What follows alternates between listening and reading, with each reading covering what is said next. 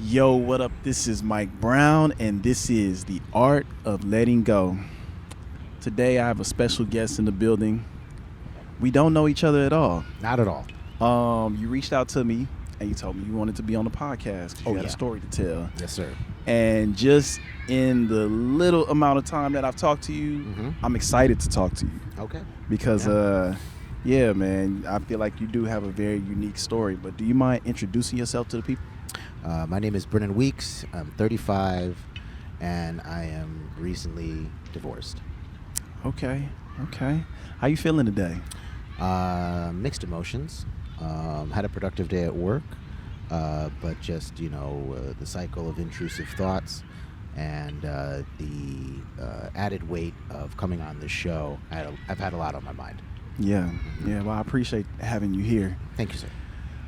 Oh, man. So, I guess we might as well just jump into it, Yes, sir. because I could have bullshitted you with the questions about being a comedian and being a teacher and all that shit, but Yep. you sound like you got a lot on your mind. So, man, I just want to know, so you are, like, finalizing your divorce. It is done. Wow. As of August 8th, it was official. Wow. And how long were you married? 14 months. Wow. Yep. October of 2021 to we separated December 12th, 2022. No. October 2020 to December 2021. Wow. And I guess I'm just curious, like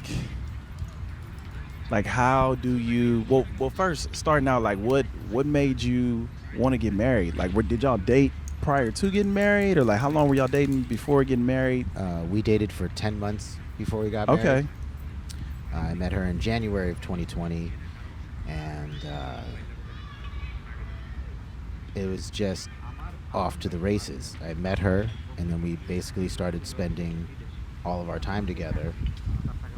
And by the pandemic, we were already kind of just like living at each other's apartments because it was all we had to do.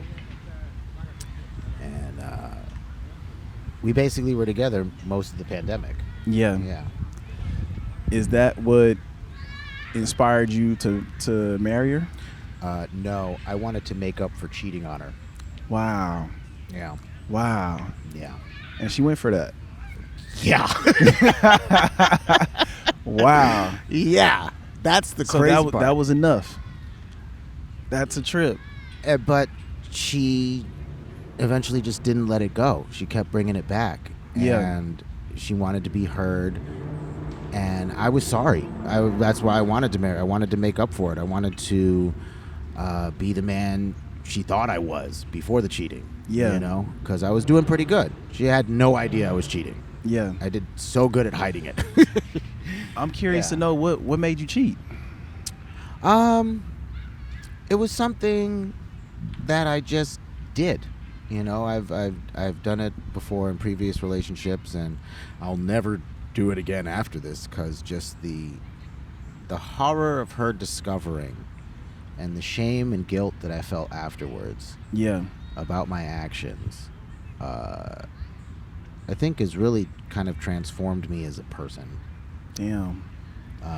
So were you doing it just because like you could get away with it? Oh, like, yeah. Oh, damn. Yeah. So it wasn't really like no feeling or no emotion to it. It was just like picking up some pussy at the grocery store. To me, it was just like, I'm going to go out for a little bit. I'll be back, and then that's it. Like it didn't even occur to me how much I was hurting. How'd you her. get caught? If you don't mind me asking. She violated my boundaries. Okay. No, she went through my phone, and that was the initial one. I was coming off of another relationship with an ex when we met, and I broke it off after 3 years. It was just the same argument over and over again. And then I met her, like, back to back. There was, like, no break. And so I kind of just jumped in a new relationship, and she demanded a lot from me. Yeah. Right? And I wanted to rise to the challenge. And, over time, I found pockets in time where I could go and do my own thing. Yeah. And then I realized my ex from the previous relationship hit me up, and it was that kind of trope where it's like, oh, you left this, and this, and so of course I'm stupid, and I go back over there, and of course you hook up, and then the same argument came up, and so I was like, I'm not doing this shit again, and I broke it up. And then I just thought that was that. Yeah. But stupid me, I didn't delete the text. I left the evidence all there, Damn. And I just, the truth always comes to light. And I'm realizing you have to live with integrity. Yeah. There's no other way around it. Because it's not your truth. It's not your truth if you have secrets. Yeah. It's not you can't look people in the face. You can't be honest. You can't keep your word if you have all this other stuff in the back of your head. Yeah.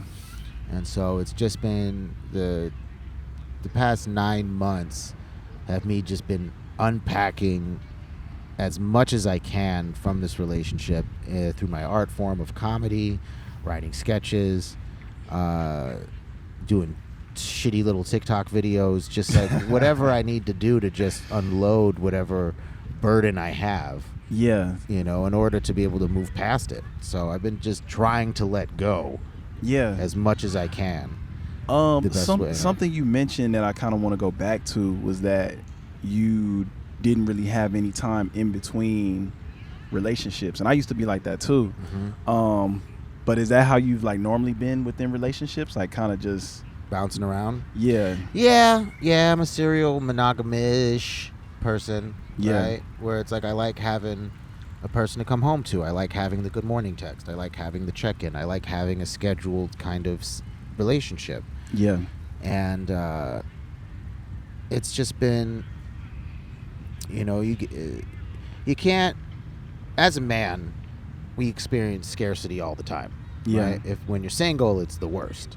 Right? And so for me, it's like once somebody wants to pay attention to me a lot, Mm-hmm. you just kind of dive all in and then do whatever they want you to do, And I mean, especially, I don't know, this gendered fucking conversation. I feel like women always have an agenda.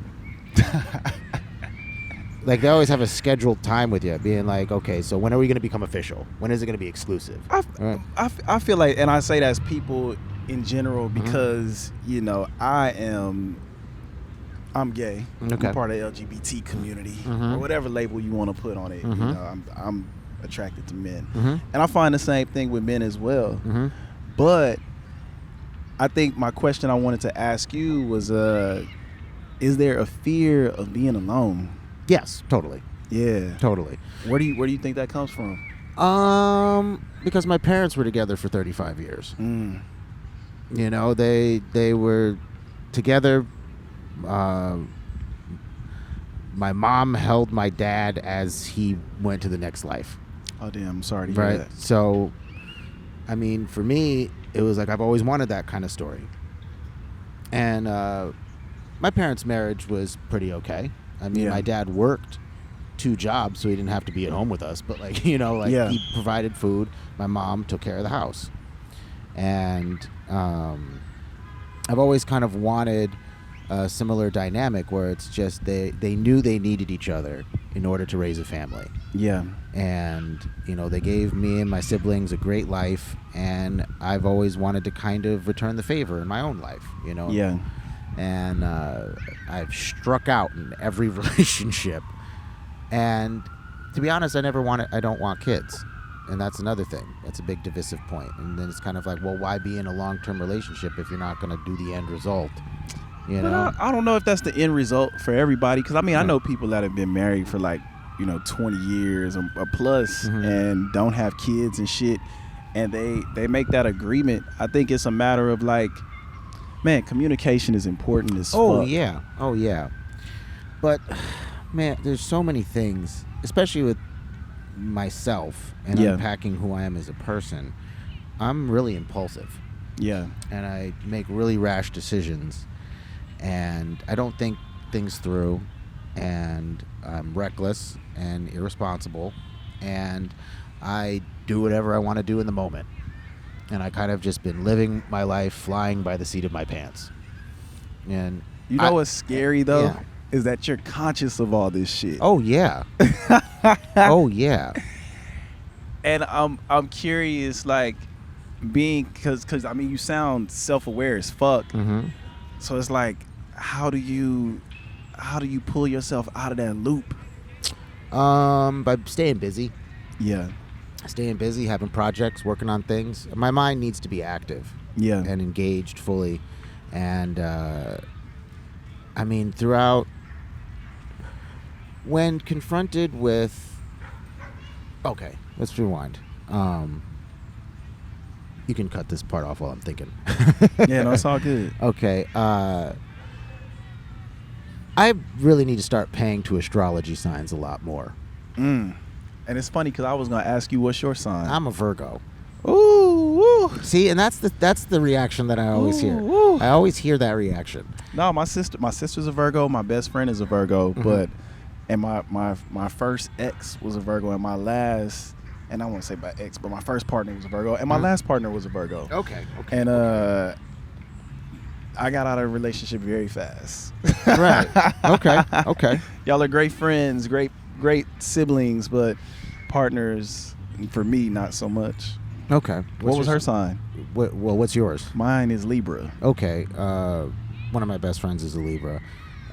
She was an Aries. Okay.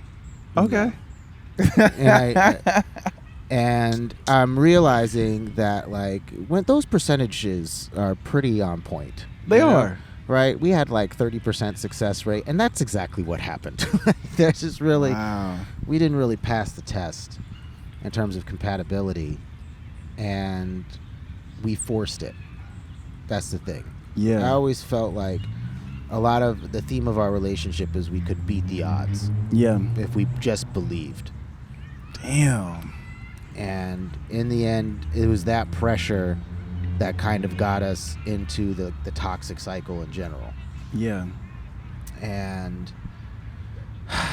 because being a Virgo, yes, I'm critical, right? Yes, I'm critical. Yes, I like things done in a certain way. Yes, I feel I'm a perfectionist, even though I'm also really sloppy. And I project a lot of whatever my thing is onto whoever I'm emotionally connected to. Yeah. And it's seeing all the mistakes that I made in my marriage.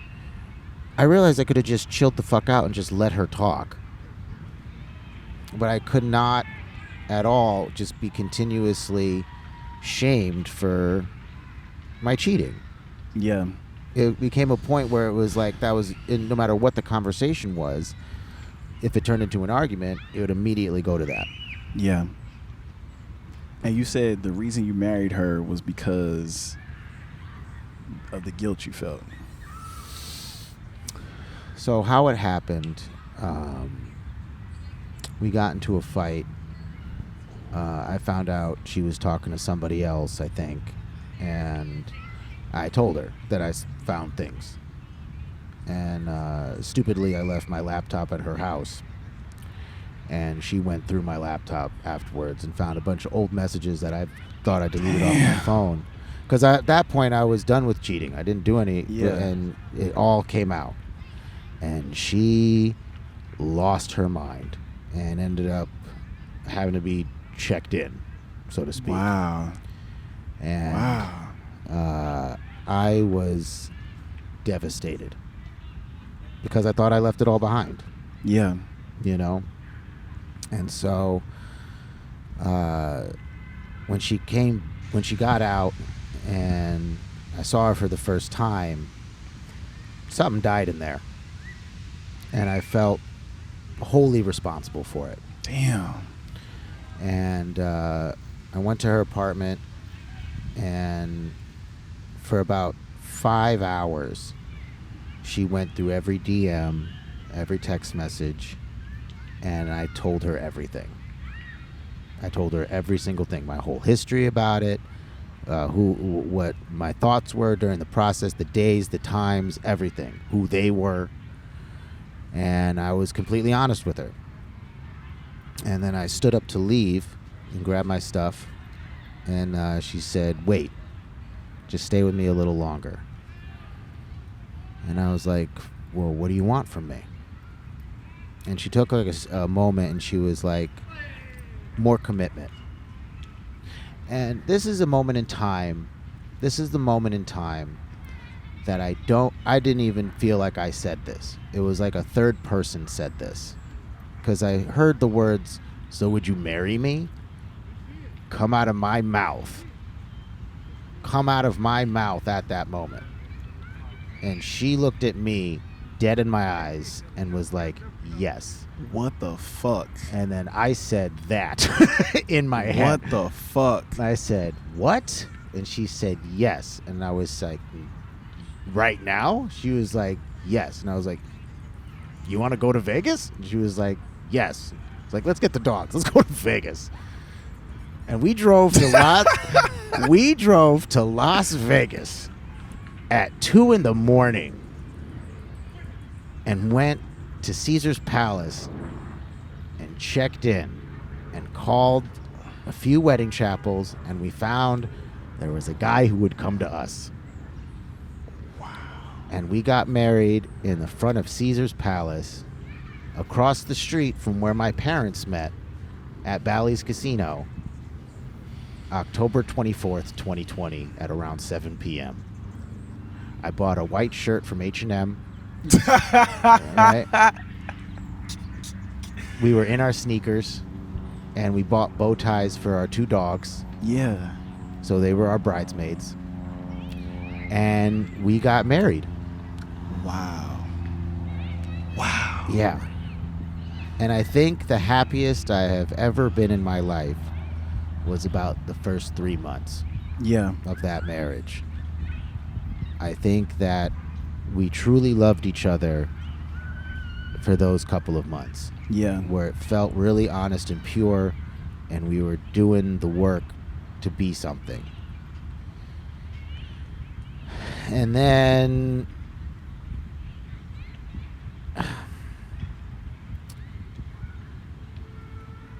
again, I do stupid shit. Sounds like it. That's stupid shit.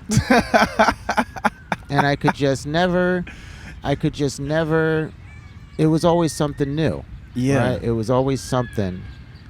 And a big thing, a flashpoint, was me liking other girls' Instagram pictures.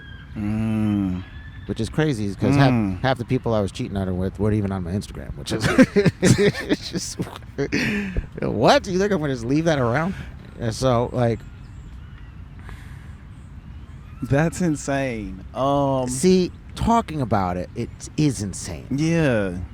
And I'm trying to figure out who I am, because I have this self-awareness. You very much so do. But it's the culmination of my choices that matter, right? It's actions and not just me thinking about it. And what is that thing that allows me to have that disconnect? Because of course, it's like, it's just there. Things just happen. You know, things just happen. Opportunities are there. And I just kind of roll with it. And something that I think to ask you is like, what are you looking for? And not even from marriage, but just from life. Like, what are you looking for? Because it sounds like you are addicted to a feeling, possibly, or the chase of a feeling. Because like, just to say you want to get married and then just drive to Vegas is like, what the fuck? That's very impulsive. Yeah. And it's like, what is it? I'm going to say this. Since my separation, I have done some very deep soul searching. Yeah. I have completely evaluated what that feeling was. Yeah. And it's cortisol. What's that? It's a hormone that causes fight or flight. I've had it since I was a child. When I used to get in trouble when I was a child, my mother in particular was a big lecturer. And I always felt I deserved it, right? Yeah. No matter what it was, I always felt I deserved it. And my ex kind of has that same trait. Yeah. And so I felt like I was in a pattern of always having to hide something, Yeah. you know, and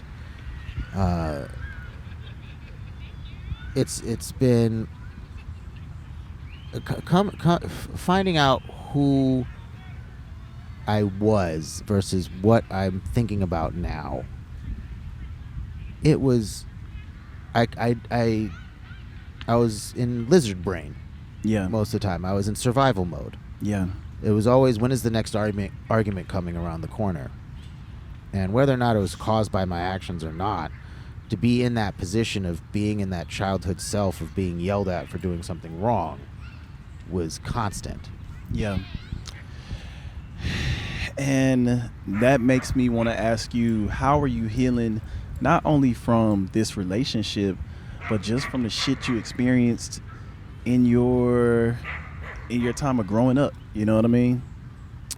Well, I throw myself into my work, Yeah. and the satisfaction of finishing a project keeps me going. Yeah. Right? A new show on the horizon I have to prepare for, right? Yeah. A new gig that I have to get ready for. My friends and me were writing sketches. I mean, during the pandemic, handling this volatile relationship, I did like 2 music videos, made 2 comedy rap albums, created an entire miniseries, did sketches weekly. Yeah. And I was able to garner so many people. I did during the pandemic. We were doing shows right there. Yeah. Yeah. Yeah. Shit, I went to a comedy show over there not too long ago, maybe Yeah. like a week or 2 ago. The pandemic really kind of made me explore everything that I ever wanted to do in comedy, because the field was a little bit more clear. Yeah. You know, a lot of people were staying inside. I refused. Yeah. I had to be out. Yeah. But I mean, outside of your work, because Mhm. I mean, you know, just us being creatives, it's easy to just dive into your work and Mhm. be immersed in that. But, you know, when it all slows down, like, you know, how is Brinan tapped into Brinan? You know what I mean? Like, how are you connecting with yourself? Because, like, your work is an extension of you, Mm-hmm. but it's not fully who you are, if that makes sense. Because your work is not who's in these relationships. Right. You know what I mean? I do a lot of reading. Yeah. Okay. I do a lot of reading, and I do a lot of staring into space. Yeah. And I don't know what it means to feel fully at rest unless I'm completely unconscious. Yeah.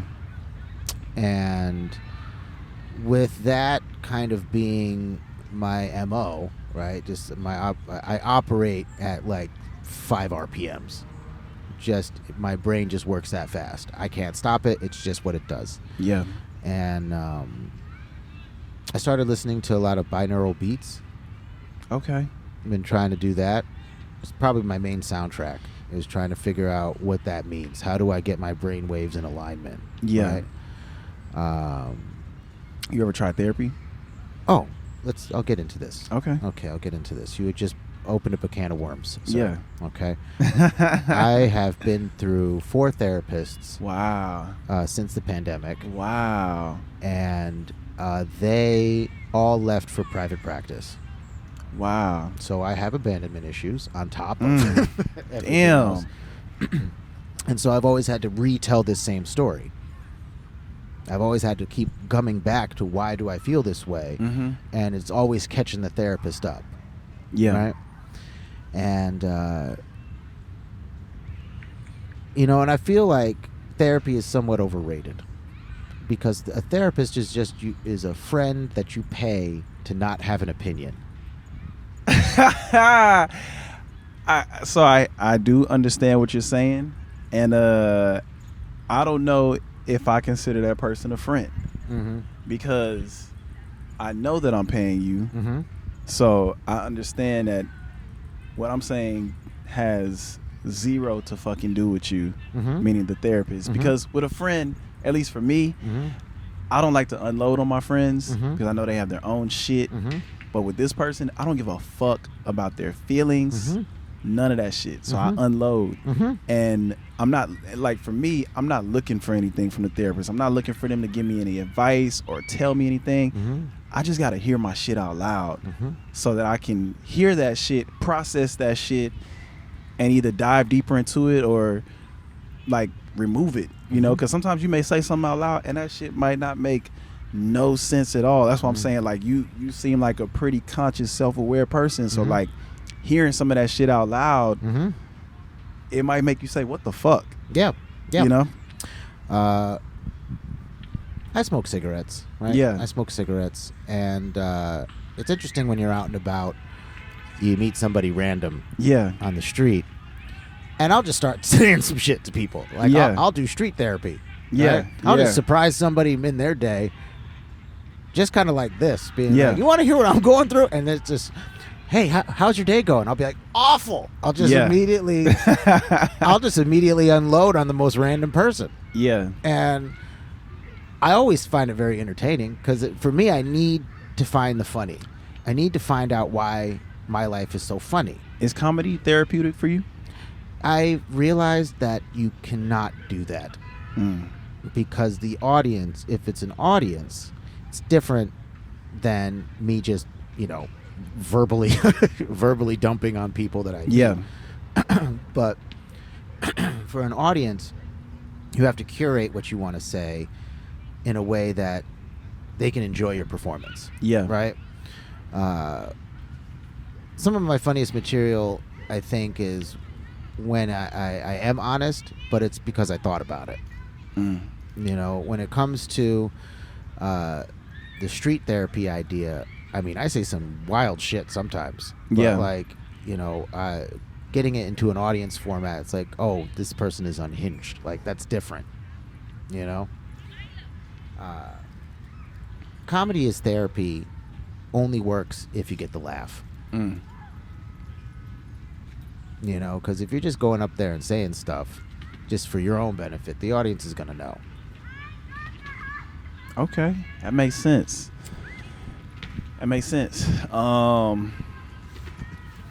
Yeah, it's very interesting to me how funny comedians can be, but how dark a lot of your lives can be.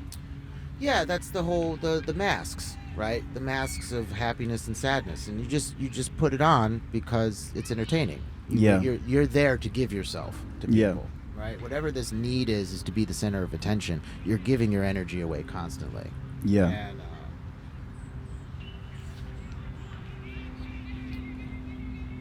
when Robin Williams died, I kind of just was like, yeah, that was probably what he wanted to do.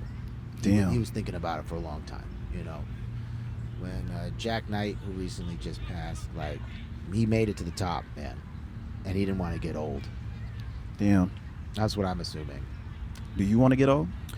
Well, doing this, who knows? Who knows? I figured my marriage shaved off about 10 years of my life. Damn. Already. Damn. Mm-hmm. And also, it's kind of a weird, macabre idealism to think of, a limited lifespan being like, I want to pack as much as I can into this life. Yeah. And the phrase being here for a good time, not a long time. Yeah. And very fatalistic. Yeah. But I don't know how to grow old together and be that couple at Denny's sitting there and be just cutting toast. Like, I don't know if I'm cut out for that. Yeah. What is your biggest lesson that you learned, like, just in your marriage and going through a divorce? What's the biggest lesson you learned during this time? I don't think I'll ever betray the trust of a partner ever again. I think I figured out what the value of that is. And it came to me reflecting on it because I had a friend maybe 2 years prior to my marriage who was like, if you cheat, don't stay. Because they'll never let it go. Yeah. If you cheat, don't stay. And during my marriage, I used to investigate Reddit a lot. Yeah. And I found this Reddit called As One After Infidelity. Right? And this was couples and people and people trying to figure out what it was like after the destruction. Yeah. After D-Day is what they call it, when they find out. Yeah. What is the motions that happen after D-Day? And for a lot of it, it's not successful. A lot of the posts, people are fed up. A lot of the posts, the magic of a relationship is over once you break that trust. Damn. And so it's really important for me to be as transparent as possible in my relationships. And I am just so ashamed and sorry about how much I hurt my ex-wife. And I've had to reflect on that this entire separation. Yeah. I've had to sit with that, knowing that she carries that damage with her every day. Yeah. And I'm responsible for that. Yeah. And, you know, because I do understand what you're saying, but I also would like to know, how do you move past that? Because, I mean, I also don't, like, yes, you did it, but I don't think that you're supposed to live in guilt forever. Oh, no. And that's kind of why I'm on here. Yeah. You know, as a way to just say a farewell to that chapter of my life. And just try to walk with integrity. Yeah. And if I can do that, I feel like the hurt that I experience will dissipate over time. Yeah. Like, I have to remember this as a moment, as a core memory, so I don't repeat the same mistakes again. That's real. What advice would you give to people? Don't cheat! Don't do it! Just leave. If you're not happy, just leave. Don't hide anything. Yeah. Just be done. Because once you step outside the bounds of that trust, the magic is gone. Yeah. If you get caught, whatever, it doesn't matter the circumstances, everything will come out eventually. And if it doesn't, you're a sneaky piece of shit. You know? It's real. It's real. So now I want to take us into our next segment. It is called Ask Me a Question. Sure. And I gave our listeners an opportunity to send in some questions for you. And the first question came from Crenshaw Kinda Funny. And he asked, did your comedy play any role in your divorce? My ex was also an aspiring comedian. Oh, shit. And we ran an open mic together and a few shows together. Damn. Yeah. And we fought about those things too. And so, and my question to that is, do y'all still run into each other, like, on the scene? No, she's done. Okay. For as far as I know, she's done. Okay. I refuse to quit.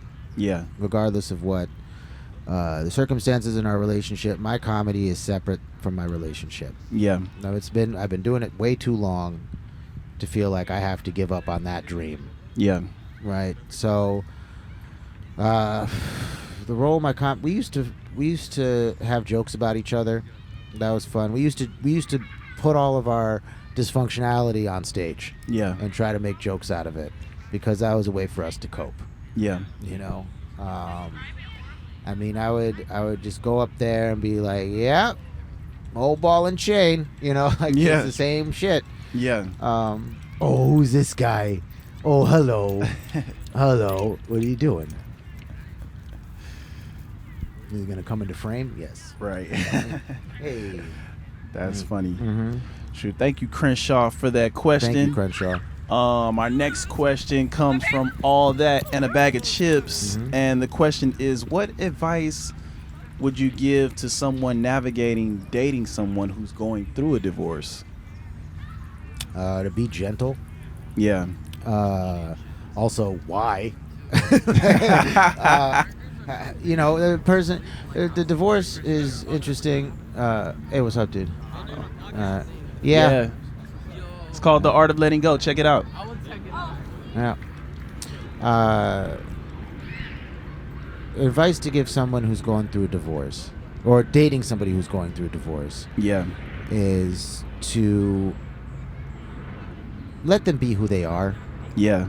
I think, I've tried dating. And I knew I wasn't ready at the time. But I've met someone new since then. And, uh, it's gentleness, I think, is the best way. And giving space for whatever they're going through, especially if the divorce is messy, right? Yeah. And supporting that person because they're starting a new chapter of their life, And another question I have to add to that is being that that you kind of have that pattern of jumping into relationships, what are you doing differently this time around? Transparency is big. Not cheating is big. Actually, not even thinking about other people is big. And I think something broke in me, which was a good thing. It was a good thing because reeling from separation and the devastating effects of my own, choices and reevaluating them has, you just realize who you are as a person. You can't think of yourself as a broken person. You always have to think of yourself as a work in progress. Right? I'm not broken, I'm just a little rusty. Right? Gotta just to get a little tune up. Right? And once I started thinking about that, of being a work in progress, I allowed myself to feel the mistakes. Instead of trying to hide them and brush them aside, I've allowed myself just to sit with them. And I think that's that. Okay. And my last question, damn, and thank you all that bag of chips for that question. I think the last question was from Senor Gomez, I think, and if not, I'm sorry if I got that wrong. But the question was, how do you get over, I guess I think it was like the failure of the fulfillment of the fulfillment of the idea of the relationship that you desired. So like you build this idea of the future and the future fails. So how do you get over that? Time. There's no way else to put it. And it doesn't matter. The thoughts will reoccur. Everything will come back again and bite you, and everything. You'll feel it all over again, like even if it was the first day. Some days, months out of the way, years away, you'll feel it again. And memories are interesting because they're only in your own head, and the separation of reality from what's inside your head to what you deal with in front of you. You just have to let more memories build on top of that. So it's probably seeking more happier experiences and building better connections with the people around you and who love you, and getting support. And I thank God for my friends who know how big of a piece of shit I am and weren't surprised at all. They weren't surprised when I got married, and they weren't surprised when I got divorced. Right? And I love just the fact that my friends have been so unconditional with me. And it's just, you just have to have those people. You have to have a community behind you. For sure. My family didn't even bat an eye. They had no idea. That's real. And now our last segment, which is 5 Questions of Freedom. And this is sponsored by Feel Free to Feel Free. And you can answer these questions any way that you like. Some of them are this or that. Some of them are just questions for you to answer. But the first question is, stand up or sketches? Stand up. Okay. Second question, how do you see yourself today? Tired. I woke up from a nap about 45 minutes ago. And then hauled ass over here to make sure I was on time. Man, I appreciate that. I really do. My third question is, if you weren't a comedian and you weren't a teacher, what would you be doing?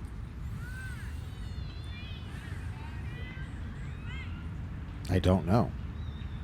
I prepared most of my whole life to do both. Wow. I've been Wow. teaching. I've been teaching for 15 years and doing comedy for 14 now. I don't think I know what I would be doing if I wasn't doing this. That's awesome. Mhm. That's really dope. What is one piece of advice that you would give to your younger self? Don't cheat. No, piece to my younger self. Slow down. Slow down. Slow the fuck down. But just focus on one thing at a time, man. Just one thing at a time. You don't have to stretch yourself so thin. I've put myself so far into so many projects at the same time, thinking I didn't have a choice in it. Yeah. I would just agree to things because people needed me to do things.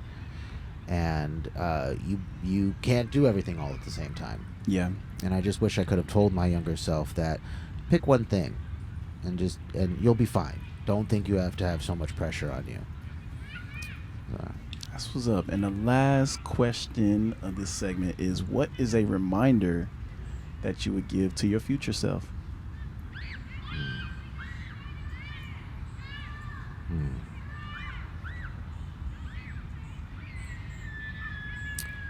Is what you're doing honest?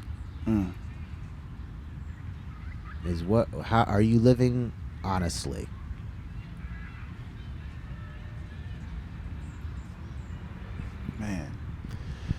Man, Brinan, Mm-hmm. thank you so much for coming on the show. Man. Thank you, man. I hope to stay connected with you. Sure. This is really dope. Thank you, sir. Can you let the people know where they can find you?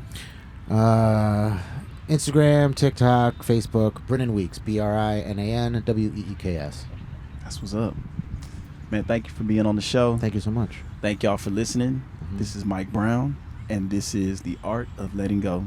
Thank you. Peace. Peace.